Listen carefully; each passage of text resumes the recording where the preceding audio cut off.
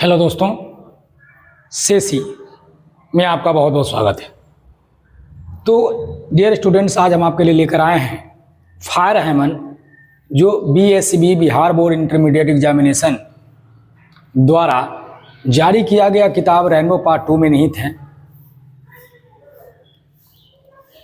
और आज आपको हम एक पोएम पढ़ाएंगे जिसकी सहायता से आप जो है कि बिना याद किए पढ़ते पढ़ते ही आप एमसीक्यू क्लियर कर लीजिएगा।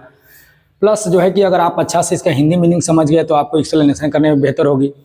और साथ में जो है किसी पोएम का मीनिंग समझना बहुत ज़रूरी होता है दोस्तों।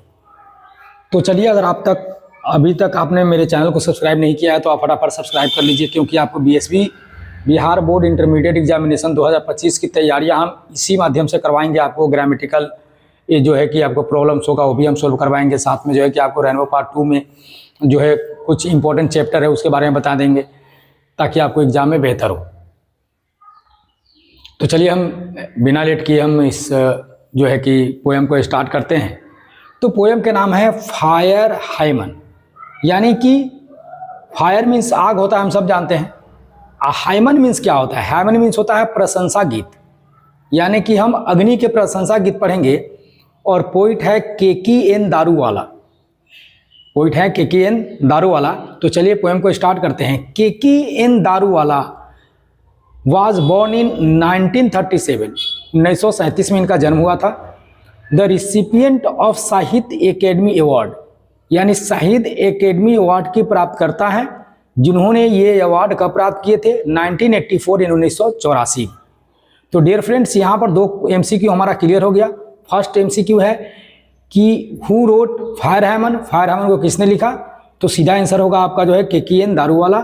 When was KKN Daruwalla was born, और KKN दारूवाला का जन्म कब हुआ था? तो 1937, 1937 में।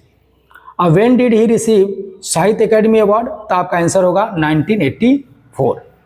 And Commonwealth poet award, poetry award, Commonwealth poetry award को भी उन्होंने 1984 में प्राप्त किया था।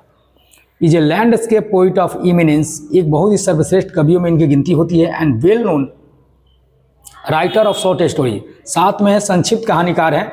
शॉर्ट स्टोरीज में होता है संक्षिप्त कहानी, यानी छोटे छोटे बहुत सारी कहानियाँ इन्होंने लिखी है। His poetry is in his on words, उनकी कविता उनके अपने शब्दों में है। ऑन वर्ड्स यहाँ मतलब हर कवि अपने शब्द में ही लिखते हैं, लेकिन यहाँ पर ऑन वर्ड्स का मतलब क्या होगा मैं आपको बता दूँ, यानी कि बिल्कुल रूरल, यानी जिस क्षेत्र में रहते थे उस क्षेत्रीय भाषा में इसकी रचना की है, यानी कोई मिलावट नहीं है। ए टोटली इम्पर्सोनिक रिकॉर्डिंग, एकदम बिल्कुल जो है कि शुद्ध और स्वच्छ, एकदम जमीन से जुड़ा हुआ जो है कि ये कविता है। ऑफ सब्जेक्टिव रिस्पॉन्स, यानी कि एकदम सब्जेक्ट विषय वस्तु से जुड़ा हुआ है, यानी कि यहाँ पर विषय दिया गया फायर हैमन, तो आपको जो भी इसमें वर्ड मिलेंगे, जो भी स्टेटमेंट मिलेंगे, वो सारे के सारे आपको जो है कि आपको फायर से ही रिलेटेड मिलेंगे। ही क्लेम्स, वो दावा करते हैं, his poems to be rooted in the rural landscape, वो दावा करते हैं कि उनका कविता जो है कि एकदम जो है कि ग्रामीण जो है कि जमीन से जुड़ा हुआ रहता है। एंड हेंस अर्दी, बिल्कुल जमीनी, यानी कि बहुत कविताएं काल्पनिक होती है, ये काल्पनिक नहीं बल्कि बिल्कुल वास्तविकता पर आधारित है ये कविता। हिज सन्स, वो बचते हैं सॉफ्टिकेशन यानी मिलावट से, वो मिलावट से बचना चाहते हैं। एज ही थिंक्स, जैसे कि वो सोचते हैं, that it while adding glows, अगर हम कुछ चमकीला चीज मिलाते हैं, takes away the power of words, तो क्या करती है? कविता के वास्तविक शक्ति को, वास्तविक सौंदर्य को छीन लेती है। एक उदाहरण दे रहा हूँ, आप ध्यान सुनिएगा। बहुत लड़कियां जो है कि जयमाला होता है तो उसमें जो है कि एकदम मेकअप सेकअप करा उड़ा कर पूरा जो है कि एकदम तैयार होकर जाती है। देखने वाले लोग कहते हैं कि वाह कितना सुंदर है, बहुत सुंदर है, बहुत अति सुंदर। लेकिन कल की वही लड़कियां जब अपनी सजावट को उतारती हैं तो हस्बैंड पूछता है कौन है आप? बोला अरे हम वही हैं जो कल आपके साथ जयमाला पर थे। तो देखिए, किसी भी चीज़ की वास्तविकता को उसका सजावट छीन लेती है। इसलिए कभी कह रहे हैं कि मैं सजावट में विश्वास नहीं करता, मैं जो भी लिखता हूँ ओरिजिनल लिखता हूँ। The themes of his poetry, उनका कविता का थीम्स क्या होता था? आर लव, जो है कि प्यार, डेथ मृत्यु, डोमिनेशन प्रभुत्व, साइनिज्म, अफवाह, ply of women society and violence, हिंसा, और समाज से मानवता का जो कि दूर भागना है, ये सब उनकी जो है कि सब्जेक्टेड है कविता का। ही rights with intensity and vigour, वो बहुत ही शक्ति से, बहुत ही तीव्रता से कविता की रचना करते हैं। इन्वॉल्व इन पोइटिक क्रिएशन, और वो जो है कि सबको अपने काव्य निर्माण में लगाते हैं। Since he had been a police service, चूँकि वो एक पुलिस ऑफिसर थे। वायलेंस इज अनएवॉइडेबल, एक पुलिस के लिए हिंसा से बचना असंभव है, फिर भी वो कविता लिखते हैं अहिंसा वाले। In his poetry his important volumes of verse, उनका कुछ काव्य संग्रह है। इंक्लूड अंडर ओरियन, जिसकी रचना उन्होंने 1970 में की थी। एप्रीसन इन अप्रैल, जिसकी रचना उन्होंने 1971 में की थी। एंड क्रॉसिंग ऑफ रिवर, जिसकी रचना उन्होंने 1976 में की थी। तो याद रखिएगा, यह क्वेश्चन क्रिएट हो गया है कि KKN Daruwalla was in dot dot dot service, तो आप याद रखिएगा पुलिस सर्विस में थे। एंड ये जरूर याद रखिएगा, under onion and crossing of river, एप्रीसन इन अप्रैल, डेट याद रखे या ना रखे, लेकिन ये तीनों रचनाएं जो है कि KKN दारूवाला के। तो चलिए अब हम आपको लिए चलते हैं कविता में। आपको हम लिए चलते हैं कविता में। अब कविता में आ जाइए। कविता में क्या है, यहाँ पर दो आदमी है इस कविता में, 2 पर्सन है। नंबर एक पोइट हिमसेल्फ है, और नंबर 2 क्या है कि उनके फादर है साथ में। तो यहाँ पर 2 पर्सन इन्वॉल्व है टॉकिंग में। द बर्निंग घाट, बर्निंग घाट का मतलब होता है शमशान घाट, जहाँ पर मुर्दे जलाए जाते हैं। इरप्टेड फॉस्फोरेंस, वो उगल रहा था। इरप्टेड मीन्स उगल रहा था, क्या? तो फॉस्फोरेंस उगल रहा था।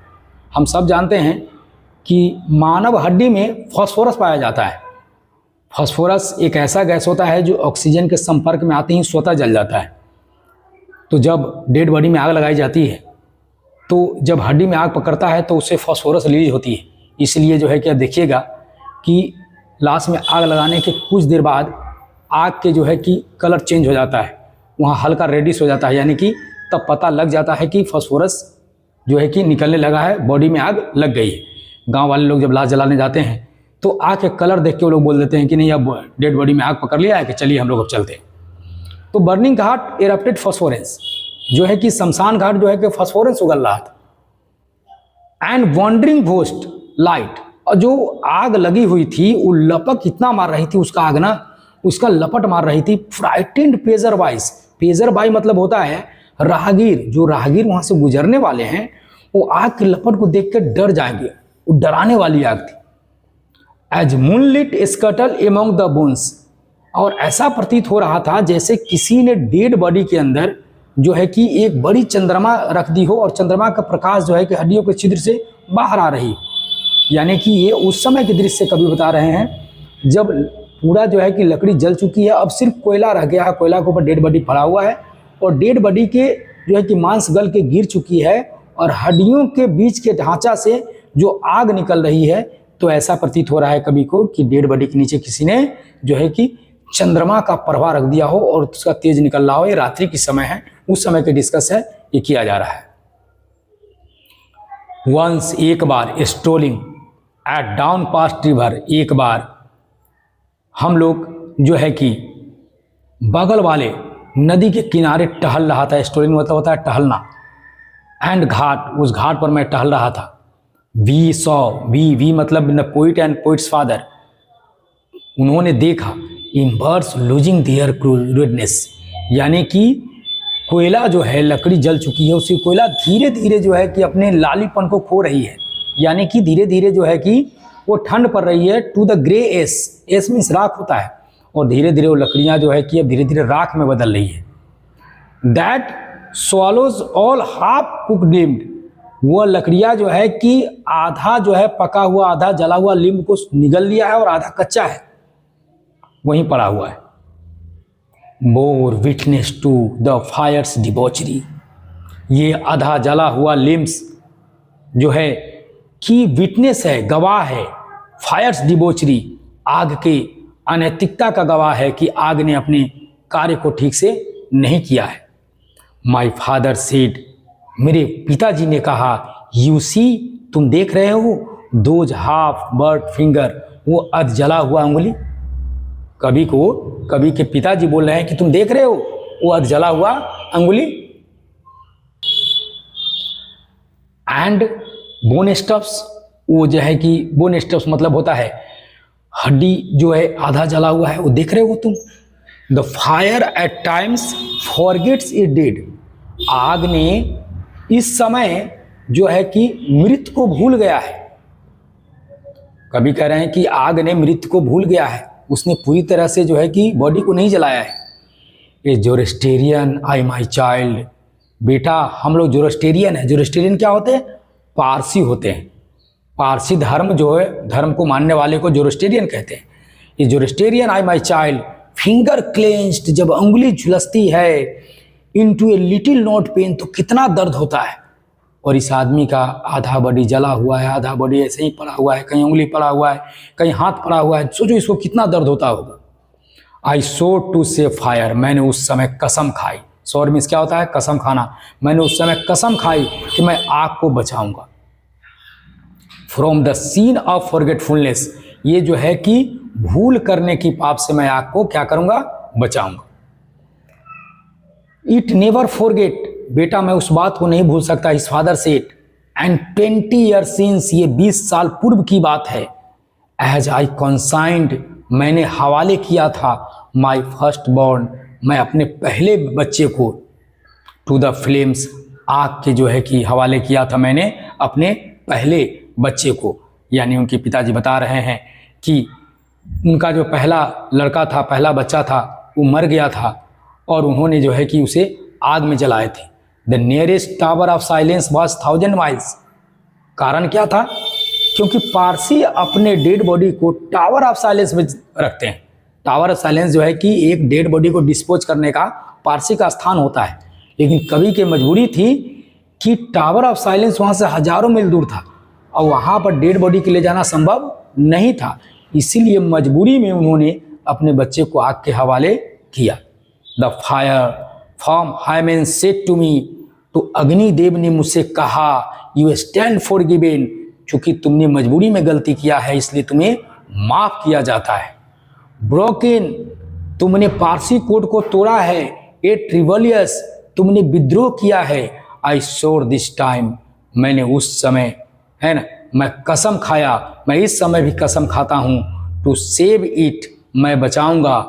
From the scene of forgiving, ताकि अग्निदेव को कभी क्षमा करने का मौका मिले ही नहीं। तो दोस्तों इस तरह से देखो तो मैंने इस पोयम को लाइन बाय लाइन मैंने आपको एक्सप्लेन कर दिया है। और आप क्या कीजिएगा कि इसे एक बार और देख लीजिएगा ताकि आपको एग्जाम में किसी तरह का प्रॉब्लम ना हो। Thanks for watching this video. Thank you very much.